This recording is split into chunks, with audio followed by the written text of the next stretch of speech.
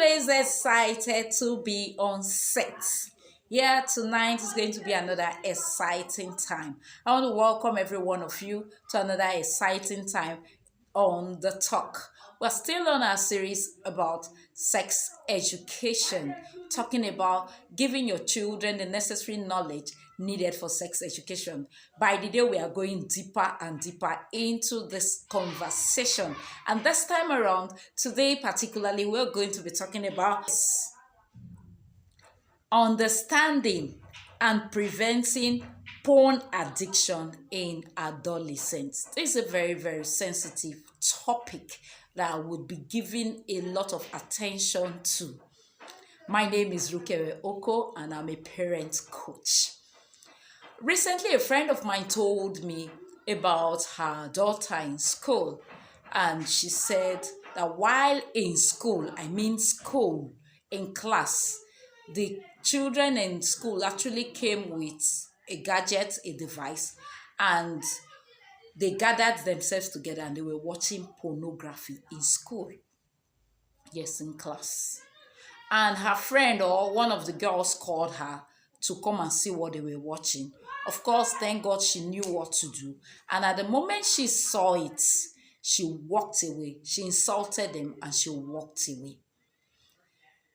And these are the things that happen every now and then. As much as it's important to give gadget safety to your children, have parental control and all those things, setting boundaries and all stuffs like that, it is very important we begin to teach our children self-control. It's very important we need to teach our children self-worth. It is very important we need to teach our children how to stand out of the crowd. Very important. Because the era we are, children are exposed to all kinds of content. And the truth is, to a very large extent, you don't have so much control over it. Somebody asked on one of the communities, how do you stop your teenager or prevent, that was the question, how do you prevent your teenager from watching pornography? And people had a number of answers. But I said to them, you cannot prevent your teenager from watching pornography. The only thing you can actually do is to instill your value into that teenager, such that when the child is faced with pornography, she knows what to do. She can walk away, irrespective of the pressure around. She can walk away. So you really cannot prevent a child from watching pornography. What you can actually do is to instill in that child your values. What are your values? What do you stand for? Your identity. And there is something very important I would like us to understand.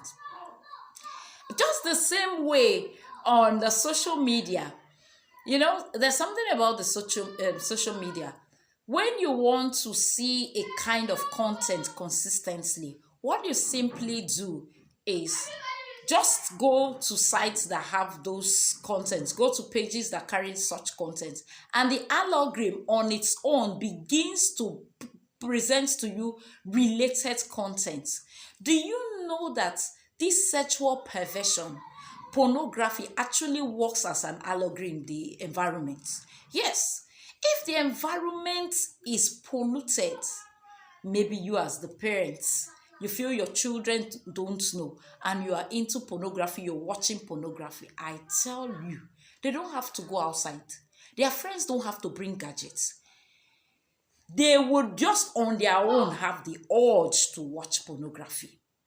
And even if it's not you, if somebody in the environment is involved in it, there is a way the environment itself ignites the urge for it.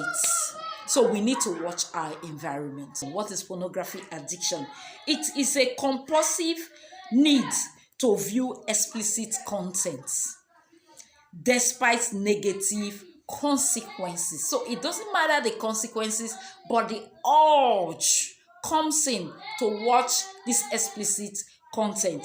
It alters the brain's chemistry, like substance abuse, making it hard for individuals to control the consumption. Have you ever heard of the word dopamine? Have you heard of the word dopamine? Yes, we're going to talk deep about it. We're going to talk about it, how it affects the brain. And the same way substance abuse affects the brain is the same way pornography affects the brain of a child. So I'm just trying to make you understand the damage it can cause in case you feel it doesn't really matter. It has happened, it has happened. No. It is more than just it doesn't really matter. I'm not even talking about the spiritual angle now. I'm talking about just the brain, what happens to the brain. So we're going to be moving further. So how does pornography come about? What's the starting point? What's the beginning? How does it develop? The first stage of development is curiosity. Let me see. I want to know. Somebody said, by mistake, accidental sin is not a problem. But going back to see very well, that is where the challenge lies. And the way the society is now is so unfortunate that we already have these gadgets. Just a click can give anything. You have apps already in phones that makes it easily accessible. So at times you discover that the children they don't have to look for it. It comes to find them where they are sitting. So the moment they see it, let me see a little more. Let me know what is happening. I saw that lady naked. I saw this. Let me go and check more. Like I told my children, I said, sin. The Bible says the pleasure of sin is for a moment. It is pleasurable. It is interesting, but the damage is forever. So the number one stage is curiosity. Number two, regular viewing. After they leave the stage of curiosity, they sneak in and out. They sneak in and out. They want to see more. They want to see more. And the more they get deep into the viewing, the stronger the urge begins, or the stronger the urge comes around. Number three thing that now happens, they now enter into the stage of dependency. Without it, I cannot sleep. Without me watching pornography, I'm not myself. If my phone is taken, the child becomes depressed and unhappy. You get it? They become dependent on it, always with the phone. The brain craves for more, for the intense, for this content. And because it has to do with the brain, it stimulates this pleasure. So, this feeling like once I'm with my gadget, once I'm watching pornography, I feel very excited. I feel very happy. And that kind of a thing. So, it begins to create that dependency. That is stage 3. Stage 4, compulsion. Nothing matters anymore other than the gadgets. Nothing matters anymore other than the content. The adolescent feels unable to stop negative consequence. No matter what happens, they still want to indulge in it. Even when they know they are mentally, it has effect on their mental health, they still want to engage in it. So the first stage of it is curiosity. The second stage is regular viewing. The third stage is dependency. And the fourth stage is compulsion. Why are adolescents more vulnerable? Why is it that is adolescents that is very easy to attack when it comes to this? Number one reason is brain development. Their brains are still developing. Remember we said that this addiction has to do with the chemistry of the brain. And because the brain is still in the young age of development, it is very easy for it to become an addiction. The brain is highly impressible, very easy to make things settle in it, very easy to take over the brain. So that's number one reason why teenagers are more vulnerable when it comes to addiction of pornography. Number three, number two, easy accessibility. Pornography is just a way click. It's not something that is like a secret thing anymore. Before, it's something that you say, oh, it's hidden. It's not something they're watching. But now, even movies, if a naked girl is not in a movie, then the movie is not complete. The other day, somebody was saying the world has become sexualized, such that he saw a billboard where they were advertising toothpaste. Toothpaste, oh, toothpaste. Then a man opened his six-pack. What does toothpaste and six-pack have to do? That's the world we are in. So there is easy access to it. It's no longer a secret thing. Musicians are playing music, they must show a girl naked. Why? It's the environment that we found ourselves. So there is easy accessibility to it. Number three, lack of guidance. Many parents are shy to talk about pornography. They find it difficult to talk about sex education. And that's one reason, in fact, this pornography was what bettered this series.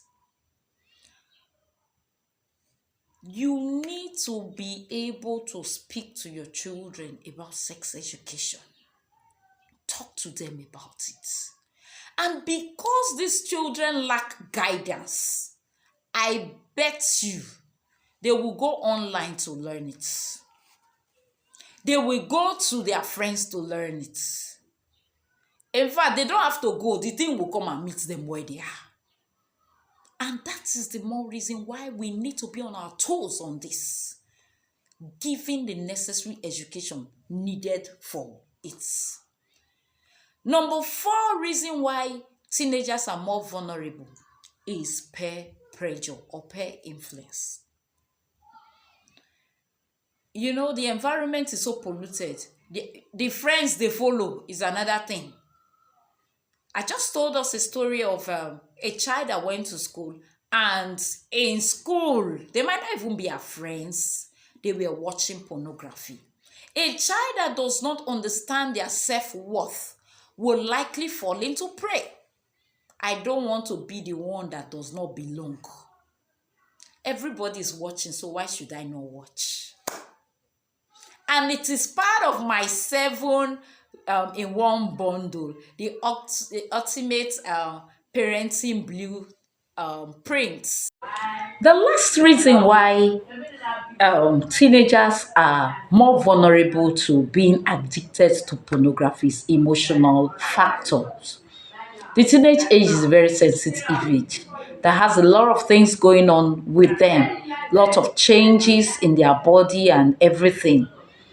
So this emotional factor could be loneliness, low self-esteem, stress, a desire to speak with someone and maybe they don't have anyone to speak with, and the next thing they just stumble into something that keeps them very engaged. Easy signs of porno addiction. What are the signs that you're going to know that this child is likely addicted to pornography? Number one, behavioral sign. Their behavior changes. Let's be observant. They spend more time alone on device, locked in the room from morning till night, and they are with their phones. You know that something is up the sleeve.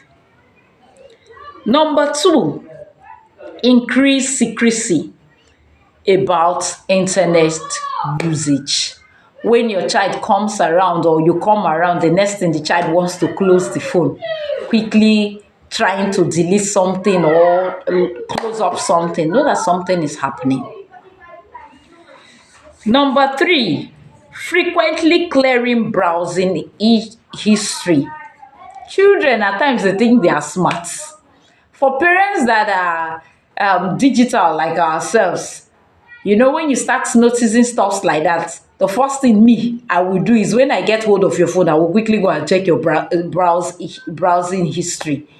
For kids that are already engaging in pornography, many at times, before you know it, they quickly delete the browsing history. So when you start seeing or noticing stuff like that, know that something is up the sleeve.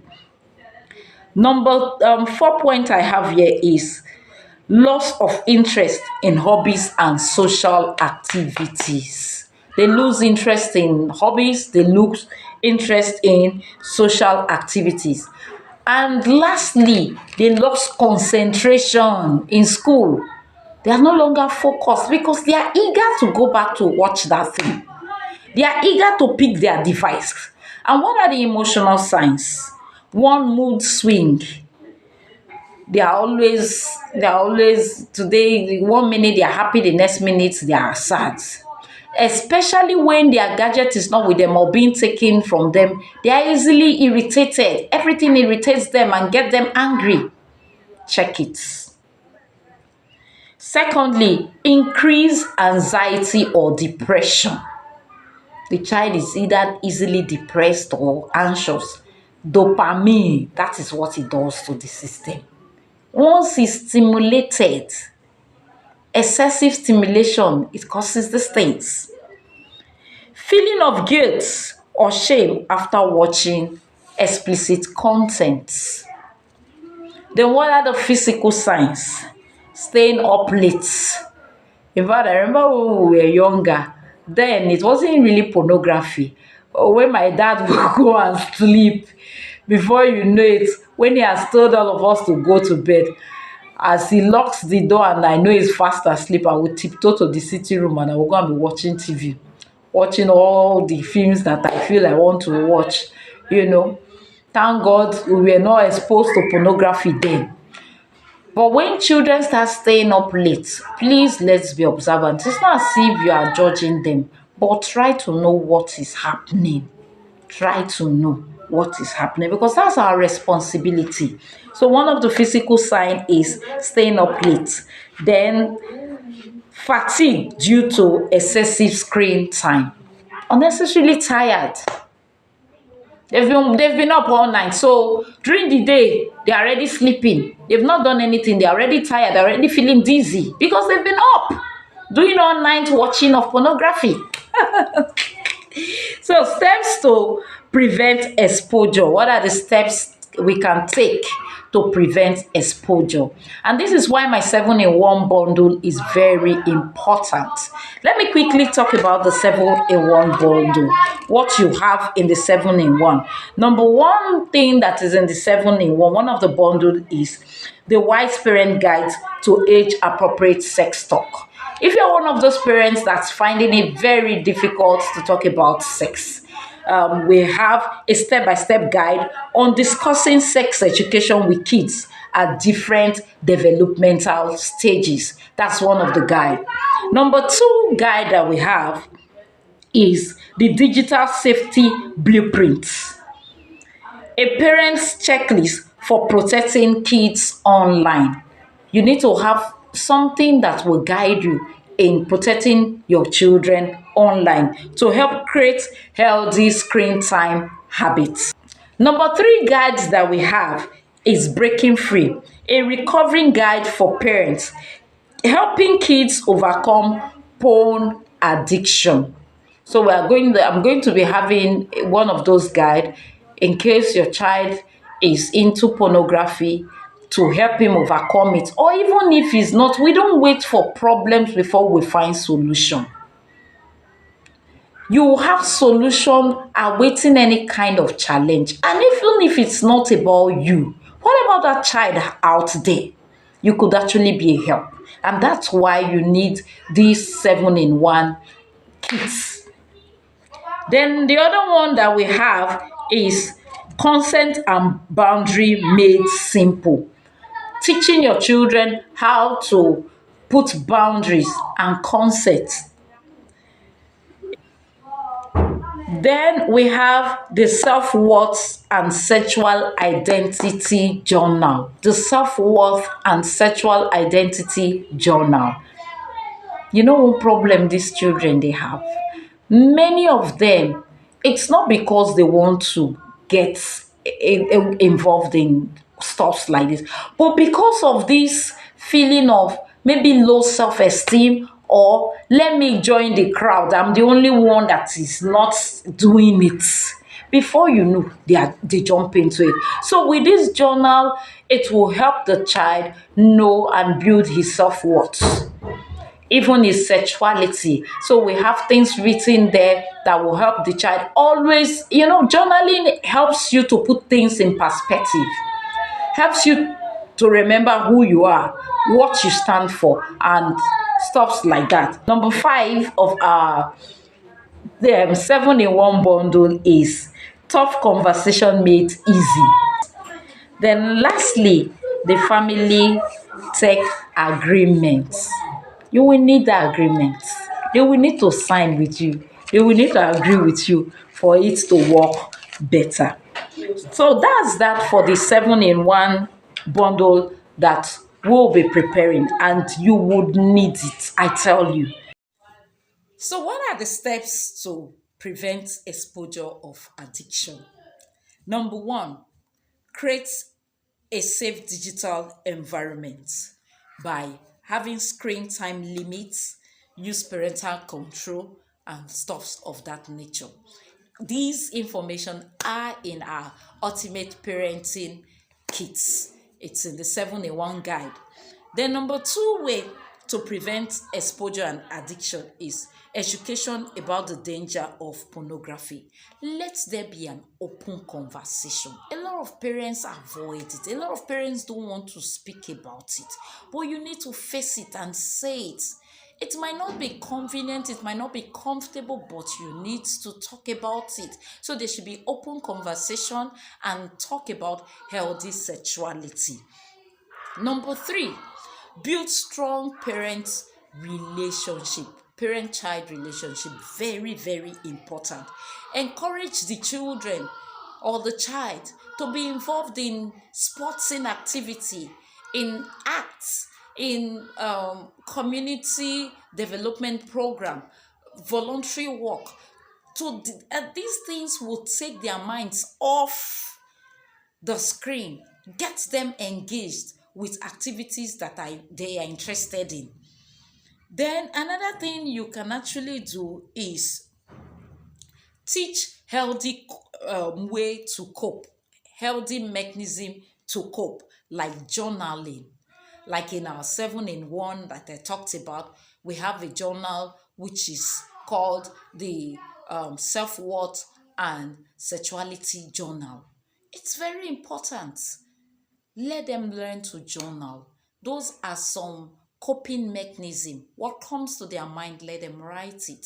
And as they go through the journal has inscriptions of things, of who they are, what they stand for, what they believe in.